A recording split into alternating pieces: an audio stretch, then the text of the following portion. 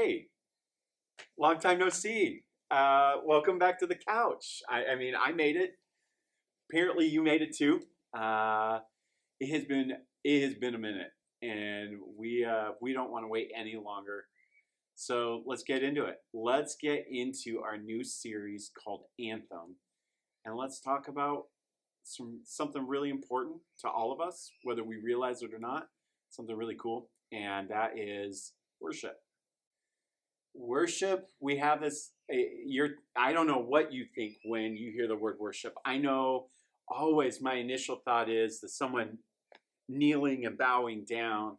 And according to what you read in the Bible, that's actually not far off. But there's more. And we want to talk about that, the more, and hopefully change our perspectives or enhance our perspective on what worship is. Because the reality is, we do it all the time. We do. And because of that, I don't think it's a real hard concept for us to understand. Worship. Let's talk about what is it. Well, the best way to talk about it, I think, is this. Take Aaron Rodgers, hometown guy, puts up, he's a football player for those who don't know, puts up an insane passing percentage, okay?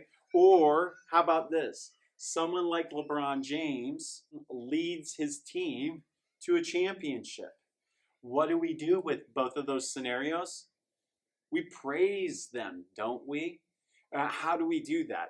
We talk about how amazing they are, how insane that stuff actually is that they did, whether they're the greatest of all time or the talent that they have, whether we like it or not, compared to this other person or that thing. But at the end of the day, we're giving them all this attention, all this notoriety, all this praise, all of these words, all of these thoughts, all of this time and space. What about the latest video from our favorite influencer on Instagram, YouTube, Snapchat, whatever? Because it's funny, because they're popular, because we like their content, we want other people to check their stuff out, right? So we send a link. We tell them, hey, did you see this? Did you see the latest video? Did you hear what they said? We do it all the time. Worship is doing something that shows deferential respect or honor to someone or something. Another way to say it is to pay homage, or basically treat or talk about someone differently than the average person, right? And we do that with all the examples I just gave. How we tend to treat famous people, wealthy people, world leaders is typically how the Bible defines worship. Romans 12:1 talks about worship and our connection with it. Are you ready? It says this: I urge you, brothers and sisters, in view of God's mercy, to offer your bodies as a living sacrifice, holy and pleasing to God. This is your true and proper worship.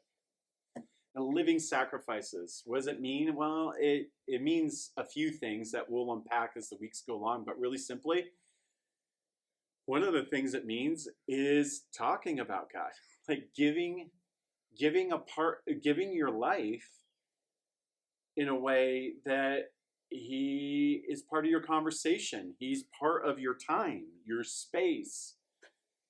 You give some of your attention to Him throughout your day, your week, your year. And did you catch what it said? True and proper worship. Underneath his statement, he's making another statement saying, you worship all the time. I worship all the time. But what are we worshiping? He said true and healthy and proper worship for you, for me, for everyone is towards God. that we would praise him. We'd be amazed by him. We go, he's insane. Did you see what God did in that person's life? Did you hear what he did for me? That's worship. And we do it with everybody else. And he says, but the truest, purest way is with me. Genesis 1 is a perfect reason why. Genesis 1, if you don't know it, you should read it. It's the beginning of the whole Bible. It's where the story starts. And it's all about creation and how God was in the beginning, and God created the heavens and the earth. He made the things in the universe, this planet. He formed water, dirt, plants, animals, and people. He says this is why it's the truest and most proper form of worship, because I'm kind of other. I'm kind of above and more than anything else because I made it. Human beings, giving them the talents and the attributes that they have, giving you your talents, your attributes, whether you realize them or appreciate them or not. Mine. He's worthy of that worship. All right, Romans 1:20 goes on to talk about God too in relation to creation, like this. For his invisible attributes, that means God, namely his eternal power and divine nature, have been clearly perceived ever since the creation of the world in the things that have been made. So every one of us, without excuse, we should be able to see God, and we should be able to give him some props, give him some praise, give him some attention that he's worthy of, some credit where credit's due.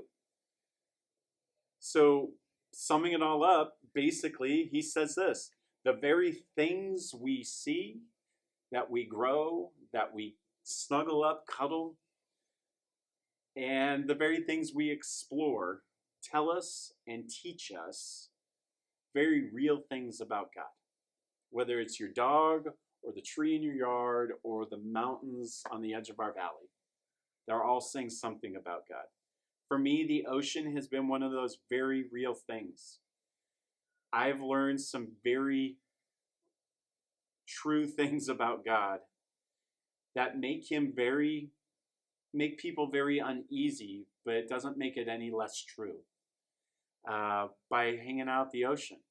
I used to surf a bit, and there was always this excitement and almost like fear at the same time, every time. And that's what drew me in every time. Because I learned this, that the ocean can't be controlled or harnessed. There's just no way. And because it's wild and it's exciting. And I've learned that those things are exact descriptions and very true about God. So Romans 1:20 isn't a joke. I'm like, those are the things that terrify me and draw me close to God at the same time. He's not controllable or able to be harnessed. And he is wild and incredibly exciting to know and hang out with. Psalm 95, 3-6 says this: because of what we can learn from creation, because of what these basic things we can learn about ourselves and about life, it says this should be the result.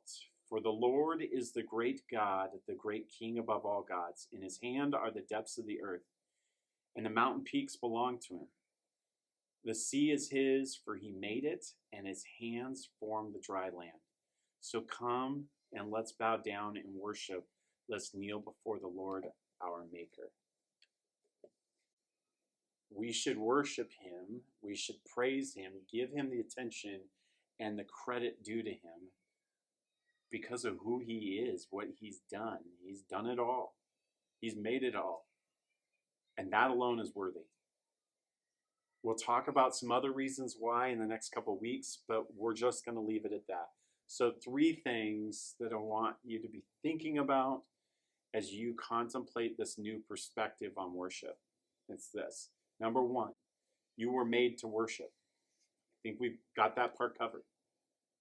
Number 2, your greatest devotion or worship should be to God. I think we covered that too. And lastly, number 3, worshiping God is more natural than you think. We've talked about that a little, but we'll talk about it more in the weeks to come. Just try it. Just do it and see how it goes. It's your truest and most proper, most purest form of worship you can do. Why not? All right, we'll see you next week.